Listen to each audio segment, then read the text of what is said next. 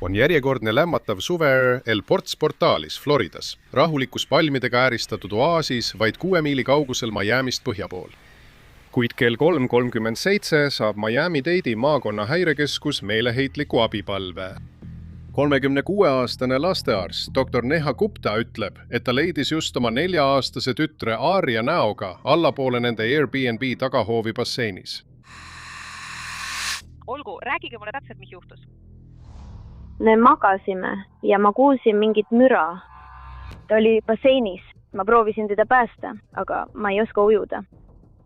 Ta vadus basseinis põhja. Okei, kas keegi suudab ta välja tuua? Ei, siin oleme ainult meie 2. Siia on Airbnb.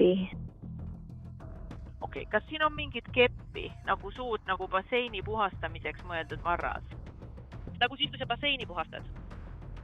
Ma ei tea, las ma vaatan. Vaata seinalt või basseini äärest. Sa pead proovima ta veest välja saada. Ma ei näe midagi. On väga pime. Kas sa tead, kui kaugel on kiirabi või keegi, kes saaks ta kätte? Nad on teel, proua. Nad on teel, aga te peate proovima teda aidata. Leidke mingi viis, kuidas proovida ta välja saada. Ma lähen sisse ja proovin ta välja tuua. Olgu, jah, mul on vaja, et te prooviksite sinna sisse minna. Proovige ta välja saada.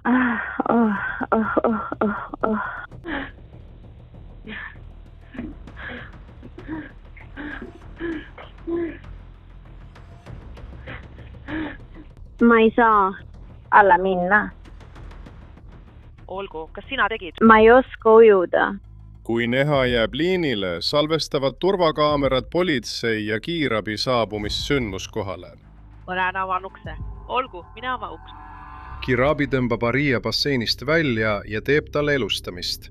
Seejärel viiakse ta kiirabiga lähedal asuvasse Jacksoni mälestushaiglasse. Kahjuks on juba liiga hilja. Tund hiljem, kell 4:28 hommikul, kuulutatakse Aaria surnuks. Hiljem samal päeval kohtub Neha koos oma advokaadiga politseiga ja meenutab oma tütre viimaseid tunde. Neha selgitab, et ta elab Oklahoma City's, kus tema ja tema endine abikaasa, samuti arst, jagasid Aaria hooldusõigust.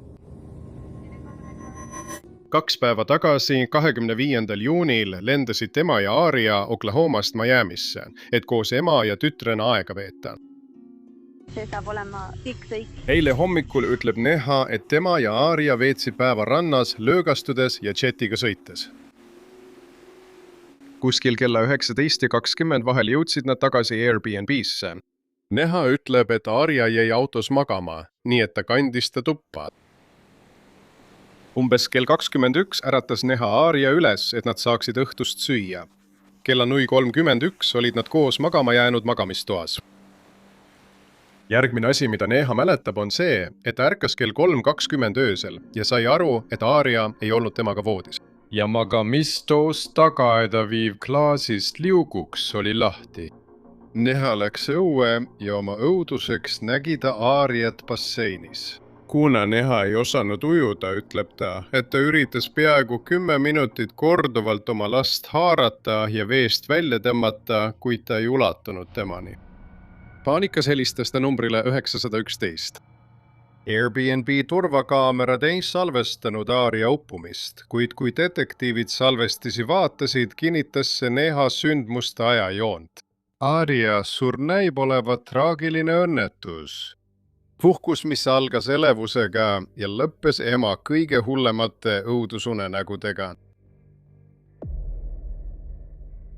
Kuid 2 päeva hiljem teeb kohtuarst Aaria lahkamise ja tema keha räägib hoopis teistsuguse, palju tumedama loo kui see, mida tema ema politseile rääkis. Aaria kopsudes ega maos pole vett, kuid kohtuarst leiab lõikehaavu ja verevalumeid tema suu ja põskede siseküljel. Nende leidude põhjal järeldab ta, et Aaria ei surnud uppumise tagajärjel. Ta väidab, et Aaria suri lämbumise tõttu, kui teda kägistati, mis tähendab, et tema surm polnud õnnetus, see oli mõrv. Järgmisel päeval esitatakse dr. Neha Guptale süüdistus 1. astme mõrvas ning politsei annab välja tema vahistamismääruse. Kui detektiivid saavad teada, et ta on juba tagasi Oklahomasse lennanud, paluvad nad abi Oklahoma City politseilt ja USA marssalitelt. kui nende ülesandeks on Neha üles leida ja arreteerida, otsivad Florida detektiivid motiivi, mis võiks seletada, mis võis teda ajendada omaenda tütart tapma. Kohtudokumendid näitavad, et alates nende lahutusest 2024 aastal on Neha ja tema endine abikaasa olnud pidevas hooldusõiguse vaidluses, mida saadavad vaenulikkus ja süüdistused. 2025 aasta aprillis esitas Neha endine abikaasa avalduse ja taotles, et Neha läbiks psühholoogilise hindamise. Avalduses süüdistas ta Nehat, tsiteerin, ebamõistlikes seisukohtades lapsega seotud küsimustes, ebatavalistes meeleolukõikumistes ja ettearvamatus käitumises, mis tekitavad muret alaealise lapse turvalisuse pärast. Samal kuul said detektiivid teada, et hooldusõiguse juhtumiga tegelev lapsevanemate koordinaator teatas omaenda muredest seoses Neha kaasvanemaks olemise oskustega. Kohtudokumentide kohaselt märkis lapsevanemate koordinaator, et Neha sattus korduvalt konfliktidesse oma endise abikaasaga Aria päevakava ja huvitegevuste pärast. Lapsevanemate koordinaator ütles ka, et Aria laste ja juhataja oli temaga ühendust võtnud, et väljendada muret Neha käitumise pärast, öeldes, et ta tekitab koolis kaost. Detektiivid avastasid ka, et eelmisel kuul vabastati Neha Oklahoma ülikooli tervisekeskuse ametikohalt avalikustamata põhjustel. Politsei hakkab kahtlustama, et Neha võis oma tütre tappa kättemaksuks oma endise abikaasa vastu. Järgmisel päeval piiravad Oklahoma City politsei ja USA marssalid Neha kodu ümber.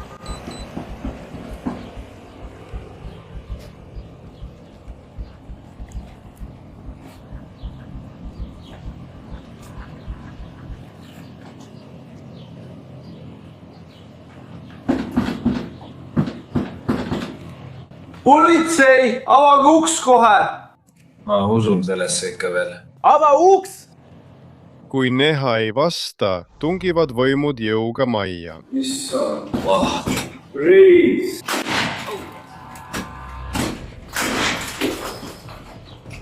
Neha Gupta, tule esiukse juurde! Tee seda kohe! USA! Marssalid, meil on sinu vahistamismäärus! Tule esiukse juurde! Tee seda kohe! Pärast kogu tema maja läbiotsimist. Kuna me hakkame seda garaaži läbi otsima, nii et astu natuke tagasi, sõber. Alustame siit.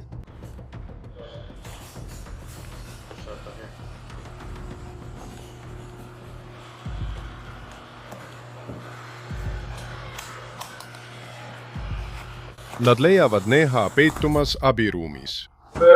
Kontakt! Maha! Tule siia. Ta arreteeritakse ja saadetakse tagasi Floridasse, et vastata esimese astme mõrva süüdistustele. Hästi! Tõuse püsti. Kas sa koristad selle ülejäänu ära ja lähed kohe välja? Ta ei ole. Pole kontrollitud, hea. Või peame ta välja viima? Kas sa tahad teda aidata? Neha Gupta esitab süüdistuse eitamise ja kohtunik määrab, et teda hoitakse vahi all ilma kautšonita. Juhtum tõmbab kiiresti riikliku meedia tähelepanu. Kas sa oled sellest kuulnud?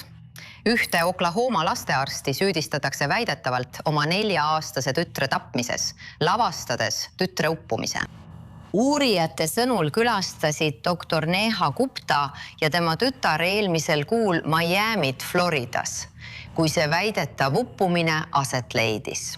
Gupta ütles politseile, et tema tütar lahkus öösel nende korterist, sattus basseini ning ta üritas tütart päästa, kui ta leidis, kuid ei suutnud seda teha. Kõige suurem ohumärk minu jaoks kogu selle loo juures oli see, et ema väitis, et ta ootas 10 minutit enne hädaabisse helistamist, sest ta ei osanud ujuda ega suutnud välja mõelda, kuidas oma tütart välja saada. Võib-olla keegi, kellel on kognitiivsed häired, käituks nii, aga see naine on õppinud arstiteadust. Ta on arst. Ja sa tahad mulle öelda, et sa ei teadnud 10 minuti jooksul, et peaksid kohe helistama hädaabisse, kui nägid oma last vees. See oli minu jaoks esimene ohumärk. On inimesi, kes ütlevad, et mind ei huvita, kas sa ei oska ujuda. Kui su tütar on basseinis, siis sa hüppad sisse. Ma mõtlen ükskõik mis. See on suur ohumärk. Ja, ma arvan, et sa tabasid naelapea pihta väga hästi. Ta teab, kui ohtlik on väike laps nii kaua vees olla.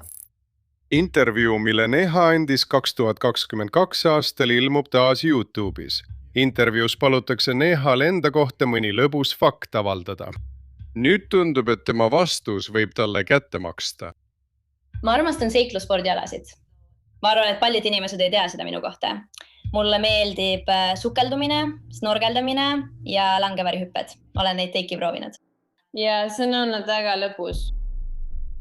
Sellest juhtumist alates, alustades kõnest, mille ta tegi numbrile 911.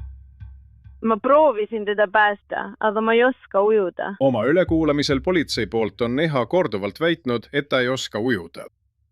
Mõne vaataja jaoks on see intervjuu veel üks tõend tema enda poolt kuulutatud süütuse vastu. Sest kuidas saab naine, kes ei oska ujuda, minna sukelduma ja snorgeldama? Järgmisel kuul, kui uurijad jäävad kidakeelseks selle kohta, kas neil on veel tõendeid, mis viitavad tema võimalikule süüle, teatasid prokurörid, et Neha Gupta vastu esitatud süüdistused on muudetud esimese astme mõrvast teise astme mõrvaks ja raskendatud kallaletungiks. 2026 aasta juuni seisuga on Neha Gupta endiselt alles. Ta on endiselt vanglas, oodates oma kohtupäeva. Neha advokaat kinnitab jätkuvalt tema süütust, öeldes järgmist.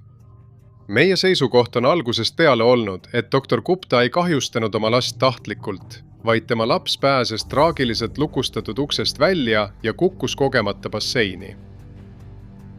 Õnnetus või tahtlik tegu, üks asi on selge. Aaria surm oli laastav tragöödia.